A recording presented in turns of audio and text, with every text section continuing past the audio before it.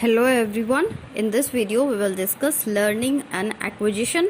अब आप सोच रहे होंगे ये टॉपिक कहाँ कहाँ इंपॉर्टेंट है. So this topic is important for C TET जो कि आपका सेंट्रल टीचर एलिजिबिलिटी टेस्ट होता है, यूपी टेट, एच टेट या कोई भी स्टेट का टेस्ट, टेट या फिर जितने भी टीचिंग एग्जाम्स होते हैं उन सब के लिए टॉपिक इंपॉर्टेंट है, चाहे आप पीजीटी के लिए करते हैं, पीआरटी के लिए करते हैं, जो सब्जेक्ट कंसर्न है.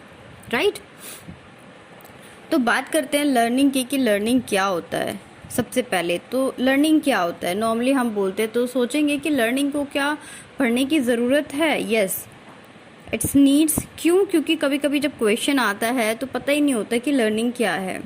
So learning is a process acquiring new skills and knowledge and improving skills also. Learning का मतलब है एक्वायर करना न्यू नॉलेज को, न्यू स्किल्स को. वो कुछ भी हो सकती है, ज़रूरी नहीं है जब आप बुक खोल के कुछ एक्वायर करते हैं वही लर्निंग है. लर्निंग में कुछ भी आ जाता है, कुछ भी सीखना. If you are learning driving, और if you want to learn how to make food, if you want to learn how to make any article, so everything is learning. हर एक चीज़ उसके अंदर इंक्लूड हो जाती है. सिर्फ पढ़ना पढ़ाना ही लर्निंग नहीं होता. बहुत सारी मोटर स्किल्स होती हैं जो हम सीखते हैं. जितनी भी चीज़ें हम सीखते हैं, that all kind of things are learning. Everyone is different from one another in acquiring skills. Means everyone has different rate, speed of learning. अब जितने लोग होते हैं, like everyone is having different environment, ability, motivation, teachers capability, knowledge, experience. So every human being different from each other. Like maybe I'm having different kind of environment, different kind of learning environment. और हो सकता है मेरी already जो किसी subject पे command है वो ऑलरेडी पहले से है, and someone may be fresher in this field. Like तो वहाँ पे लर्निंग में डिफरेंस आएगा, क्योंकि एक इंसान जो कि उसमें थोड़ा सा एक्सपीरियंस्ड है और दूसरा जो कि बिल्कुल फ्रेशर है. सो आपको लगता है कि जब दोनों को एक ही टॉपिक पे लर्निंग दी जाएगी, सिखाया जाएगा, तो उनकी जो कैपेबिलिटी है वो एक जैसी रहेगी? Absolutely no. Why? Because the conditions are not the same. तो जब कंडीशंस सेम नहीं होती तो जो लर्निंग है वो भी डिफरेंट होती है, और इसमें बहुत सारी चीज़ें आ जाती हैं. कुछ लोग बहुत स्पीडली चीज़ों को लर्न कर सकते हैं और कुछ थोड़ा सा टाइम लेके लर्न करते हैं. कुछ चीज़ों को देख के लर्न कर लेते हैं, कुछ बार बार प्रैक्टिस करके लर्न करते हैं. So it's depend on individual to individual personality और individual to individual differences. Right. हम क्यों लर्निंग के कंसेप्ट को डिस्कस कर रहे हैं? क्योंकि क्वेश्चन आता है, ऐसा नहीं है कि इससे रिलेटेड क्वेश्चन नहीं आएगा. जैसे ही आपका कंप्लीट होता है ये जो टॉपिक है लर्निंग एंड एक्विजिशन, ये 3-4 वीडियोस में कंप्लीट होगा. उसके बाद जो प्रीवियस ईयर क्वेश्चंस पूछे गए हैं आपके सीटेट में, एसटेट में या टीचिंग एग्जाम्स में, उनको भी डील करेंगे एक सैम्पल पेपर की तरह. राइट. तो आप इसको कनेक्ट कर पाएंगे. Side by side teaching exams में भी पूछ लिया जाता है लर्निंग से रिलेटेड. वहाँ पे बेसिकली जो क्वेश्चन आता है, अगर मैं हायर लेवल की बात करूँ तो लर्निंग एंड एक्विजिशन में डिफरेंस पूछ लिया जाता है, जो कि एक बेसिक पॉइंट बन जाता है. इसका आगे डिस्कस करेंगे हम उसको भी. तो यहाँ पे बेसिक जो आपका कंसेप्ट था वो डेवलप हो गया होगा. Now any language learning which occurs after the age of puberty will be slower or less successful than the normal first language learning. Some development takes place after puberty. As you all know, puberty की as होती है 16, 17, 18 जो भी है, या 12, 13 को भी कुछ में काउंट कर लेते हैं. तो प्यूबर्टी के बाद बॉडी में चेंजेस ज़्यादा होते हैं लेकिन लैंग्वेज में चेंजेस कम होते हैं. ये आपको माइंड में रखना है कि जो लैंग्वेज के डेवलपमेंट का टाइम पीरियड है वो आफ्टर प्यूबर्टी स्लो हो जाता है, और जो बॉडी के डेवलपमेंट का टाइम पीरियड है, जो इंटरनली बॉडी में चेंजेस होते हैं, चाहे वो मेल हो या फीमेल बॉडी में हो, वो इंक्रीज होता है, और जो लैंग्वेज है उसका लेस होता है, स्लो हो जाती है. तो ये यहाँ पे 2-3 चीज़ें थी जिनके कंसेप्ट हमने डिस्कस किए। आपको यहाँ पे सिर्फ सीखना है। जितनी भी चीज़ें डिस्कस हो रही हैं इस वीडियो को आप 2 बार सुन लीजिए, क्योंकि कॉम्पिटिटिव एग्ज़ाम्स में, चाहे वो आपका सीटेट हो, एस्टेट हो, टीचिंग एग्ज़ाम्स हो, या नेट में भी पेपर 1 में पूछ लिया जाता है, क्योंकि उसमें भी टीचिंग एप्टीट्यूड आएगा। तो जहाँ भी टीचिंग की बात होती है तो ये टॉपिक आपके लिए इंपॉर्टेंट हो जाता है। और अगर आप एमए कर रहे हैं तो आगे आप बीएड एंट्रेंस भी देंगे, वहाँ पे भी ये टॉपिक आपके लिए काम करेगा। तो कंसेप्ट डेवलपमेंट होना बहुत ज़रूरी है। आपको बेसिकली पता होना चाहिए कि ये होता क्या है। क्वेश्चन आ सकता है कि someone is learning very fast and someone is taking 2-3 year, why? तो वहाँ पे बात आएगी इंडिविजुअल डिफरेंसेस की, कि दोनों की जो लर्निंग स्पीड है, जो दोनों को कैप्चर करने का तरीका है, जो दोनों की इंटेलिजेंसी है, जो दोनों का इन्वायरमेंट है, that all are different from each other. That's why the both childrens are learning the same thing in a different manner, in a different time. तो कंसेप्ट जब डेवलप रहेगा तो आपसे क्वेश्चन कुछ भी पूछे आप उसको प्रॉपर तरीके से प्रेजेंट कर लेंगे, राइट। नाउ अब बात करेंगे इसी में हम टाइप्स ऑफ लर्निंग की, कि जो लर्निंग है उसके कितने टाइप्स होते हैं। वैसे तो लर्निंग के बहुत सारे टाइप्स होते हैं, इसको आप बहुत सारी कैटेगरीज में डिवाइड कर सकते हैं, but here I have mentioned only 3।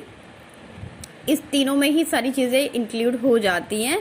So discuss करेंगे 1 by 1। First one is motor learning, verbal learning, and last one is conceptual learning. So motor means क्या होता है? अब यहाँ पे हम पानी के मोटर की बात नहीं कर रहे बिल्कुल भी, राइट।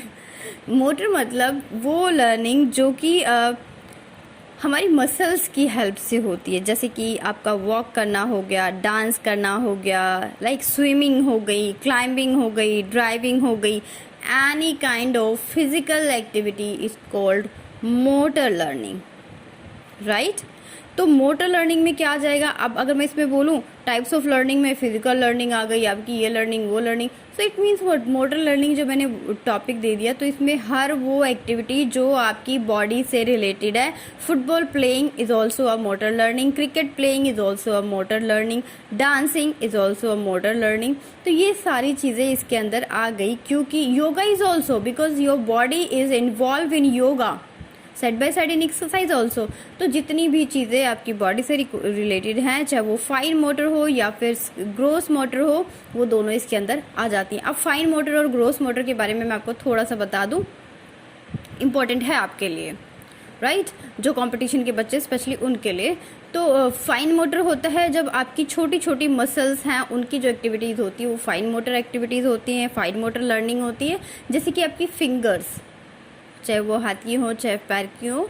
और ग्रोस मोटर होता है जब आपका लंबा बड़ा बॉडी पार्ट करता है, जैसे कि आपके पैर हो गए, तो आपका पूरे पैर की जो लर्निंग है, जैसे कि आपने साइकिल चलाना सीखा, this is your gross motor learning, अगर फर्दर भी डिवाइड करें तो। और जब आपने अपनी फिंगर्स से पेन पकड़ना सीखा, this is called fine motor learning और फाइन मोटर डेवलपमेंट। ये 2 चीज़ें क्लियर हो गई। ये क्वेश्चन कई बार सीटेट में पूछा गया है कि ग्रोस मोटर और फाइन मोटर डेवलपमेंट में क्या डिफरेंसेस है।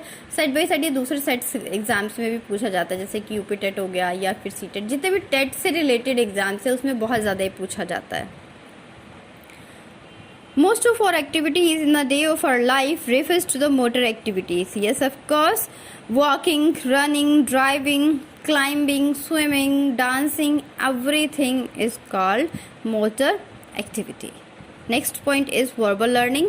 वर्बल लर्निंग में वो चीज़ें आ जाती हैं जिनको आप अडॉप्ट करते हैं, सीखते हैं। This kind of learning involve the language we speak, the communicate methods to adopt, just like sign, pictures, symbols, words, sounds etcetera, and its tools such as activities. तो इसमें वो साइंस आ जाती हैं, पिक्चर्स आ जाते हैं, वर्ड्स आ जाते हैं, sound आ जाते हैं, दैट इंक्लूड और दैट रिलेटेड टू वर्बल। कभी कभी इसे ऑडियो लर्निंग भी बोलते हैं, sometimes called verbal learning and sometimes called audio learning. Meaning दोनों का सेम है, बट वर्ड्स का हेर फेर है, शब्द इधर उधर है, दोनों वर्ड्स का जो मीनिंग है this is the same and the concept is also the same.